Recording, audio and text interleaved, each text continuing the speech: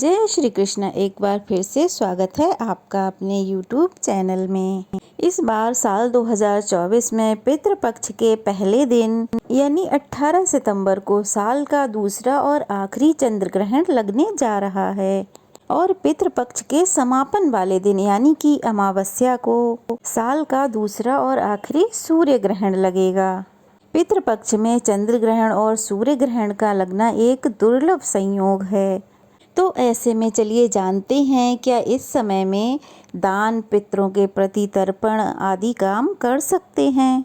शास्त्रों में इसके प्रति क्या नियम हैं, ये ग्रहण कैसा होगा, दुनिया के किन किन हिस्सों में ये दिखाई देगा, ग्रहण के समय क्या करना चाहिए क्या नहीं करना चाहिए और इस ग्रहण का सूतक कब से प्रारंभ होगा। ज्योतिष शास्त्र के अनुसार चंद्र और सूर्य ग्रहण काल के दौरान राहु और केतु से प्रभावित होते हैं। राहु और केतु को छाया ग्रह माना जाता है और इनको सांप की तरह माना गया है। मान्यता है कि राहु और केतु पूर्णिमा के दिन चंद्रमा और अमावस के दिन सूर्य को गिरसने की कोशिश करते हैं। ग्रहण का वैज्ञानिक दृष्टि से भी बहुत महत्व है। वैज्ञानिक दृष्टिकोण के अनुसार पृथ्वी सूर्य के तो चंद्रमा पृथ्वी के चक्कर लगाता है। इस दौरान चंद्रमा पृथ्वी के पास या दूर रहता है। जब चक्कर लगाते समय पृथ्वी सूर्य और चंद्रमा के बीच आ जाए तो इसको चंद्र ग्रहण कहते हैं। इस दौरान पृथ्वी की छाया चांद पर पड़ती है, जिससे चांद धुंधला या पूरी तरह से अंधकारमय हो सकता है। ऐसा कुछ क्षणों या कुछ घंटों के लिए होता है। जब भी चंद्र ग्रहण लगता है तो उसके 9 घंटे पहले ग्रहण का सूतक काल प्रारंभ हो जाता है और सूतक काल को अशुभ समय माना गया है। इस समय में कोई भी शुभ या मांगलिक कार्य नहीं किए जाते हैं। सनातन धर्म के अनुसार इस समय में मंदिर के कपाट बंद कर दिए जाते हैं, पूजा पाठ नहीं की जाती है और किसी भी पूजा की सामग्री को स्पर्श नहीं किया जाता है। ज्योतिषों की माने तो चंद्र ग्रहण के समय पृथ्वी पर राहु का प्रभाव बढ़ जाता है, तो इस समय भूल कर भी भोजन ना पकाएं और भोजन करने के लिए भी मना किया जाता है। इसलिए ग्रहण के समय खान पान से भी परहेज करना चाहिए। बीमार व्यक्ति, गर्भवती स्त्री या बच्चों को आवश्यकता पड़ने पर इस समय भोजन करने की अनुमति है, लेकिन एक बात का ध्यान रखें कि आप चंद्रमा की रोशनी में ना आएं। ग्रहण के समय नुकीली चीज़ों का प्रयोग नहीं करना चाहिए। सुई, चाकू, कैंची आदि चीज़ों से परहेज करें। पौधों को उखाड़ने से बचना चाहिए और ग्रहण के समय शमशान या नकारात्मक जगहों पर जाने से बचना चाहिए। आप आज के दिन सनातन धर्म के अनुसार भगवान विष्णु के मंत्रों का जाप कर सकते हैं। चंद्र ग्रहण के दौरान आप महामृत्युंजय मंत्र का या चंद्र देवता के मंत्रों का जाप भी कर सकते हैं। चंद्र देवता का मंत्र है ओम सोम सोमाय नमः। ग्रहण के बाद स्नान ध्यान करना चाहिए। घर में गंगा जल छिड़क कर शुद्ध करना चाहिए। मंदिर की मूर्तियों को स्नान कराना चाहिए। मूर्तियों के वस्त्र बदलने चाहिए।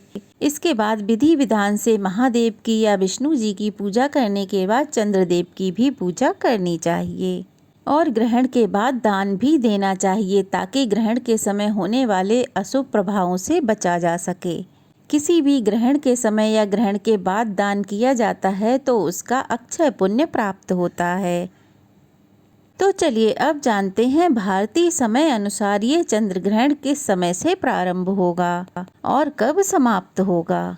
भारतीय समय अनुसार 18 सितंबर बुधवार को चंद्र ग्रहण प्रारंभ होगा सुबह 6:11 से और समाप्त होगा 10:17 पे।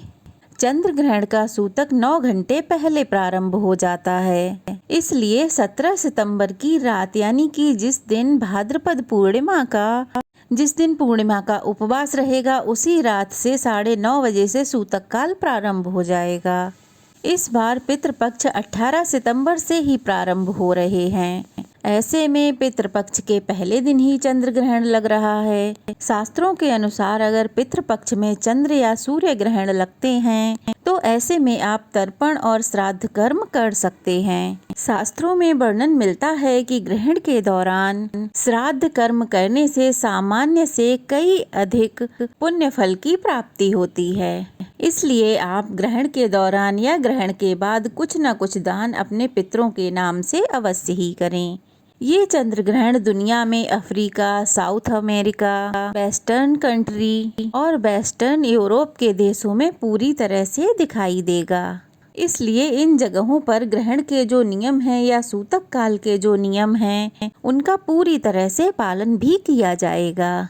जो भी भारतीय वहाँ निवास करते हैं उन्हें ग्रहण के नियमों का पूरी तरह से ध्यान और पालन करना चाहिए। और क्योंकि विदेशों में जिस समय ये चंद्र ग्रहण दिखाई देगा उस समय रात्रि का समय होगा, अंधकार का समय होगा, और क्योंकि हमारे देश में उस समय सूर्योदय हो चुका होगा और चंद्रमा अस्त हो चुके होंगे, इसलिए ये जो ग्रहण है इसलिए चंद्रमा हमारे देश में दिखाई नहीं देगा। उस समय चंद्रमा कुछ धुंधला दिखाई देगा, लेकिन ये ग्रहण भारत में दिखाई नहीं देगा।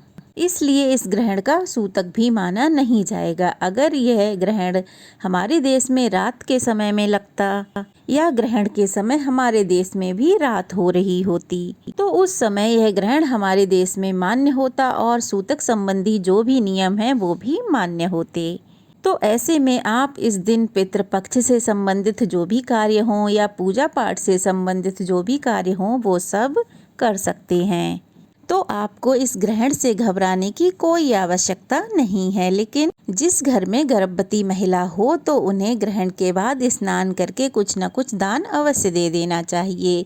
तो ये थी आज की वीडियो। कैसी लगी कमेंट बॉक्स में ज़रूर बताइएगा। अच्छी लगी हो तो वीडियो को लाइक कीजिए, ज़्यादा से ज़्यादा शेयर कीजिए, ढेर सारा प्यार और आशीर्वाद दीजिए। नए हैं तो चैनल को सब्सक्राइब कीजिए। जय श्री कृष्णा।